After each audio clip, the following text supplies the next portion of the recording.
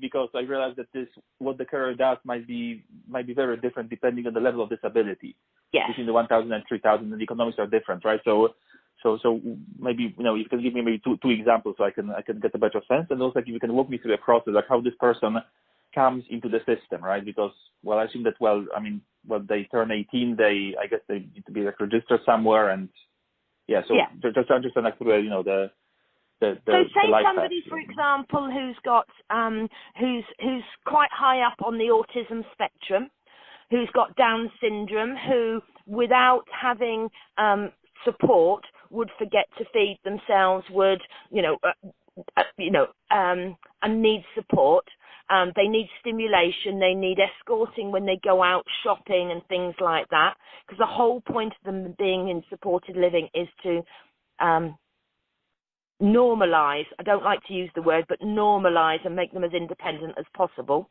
So somebody who has autism is fairly high up on the spectrum, has no other conditions, may need there may be one carer that looks after two people like that. So that's going to be because you're working out the basics of their accommodation, their food, that sort of thing, but the amount of care that they're going to receive is going to be cheaper. Somebody who they're very far up on the autism spectrum and has other conditions, they might have psychotic conditions, they might have schizophrenia, bipolar, they might have all sorts of things that make them aggressive, that make them very, very challenging. Those people are going to have one-to-one care, and they're going to need a lot more doing for them. So every action that they take is going to be supervised. They're going to be taken out, going to places, going visiting, or just staying in their own in the house itself. They're going to need a lot more stimulation to make sure that their condition is managed and they are safe. So, for example, you might have somebody who's I'm just trying to think of something now, who has got a compulsion to keep turning taps on all the time. And I mean, as part of their condition, they will keep turning taps on all the time.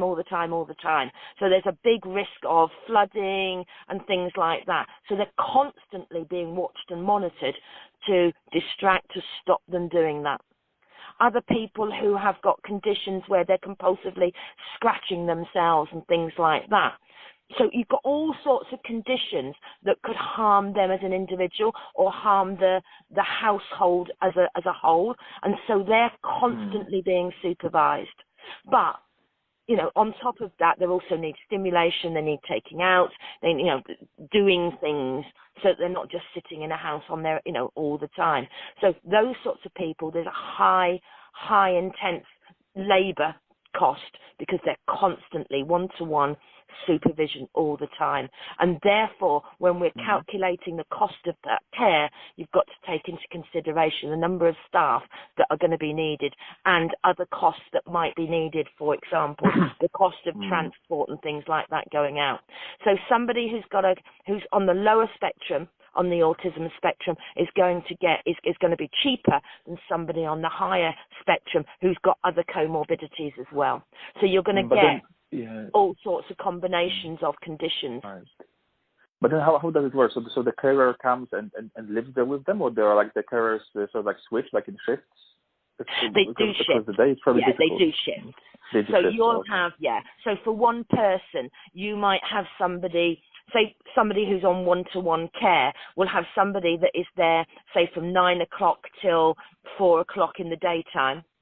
Obviously, they don't work 7 days a week. They don't live there with them, but they will be on duty with that person, going through their care plan and providing them with the support. And then you've got another person that comes on and takes over that role for another part of the day. And then at night time, again, it's going to vary as to what their care package needs, whether they need to be there as a sleeping person or as a waking person to continue that care through. So yes, they don't live in the house. They work shifts, but you've got a team normally that is dedicated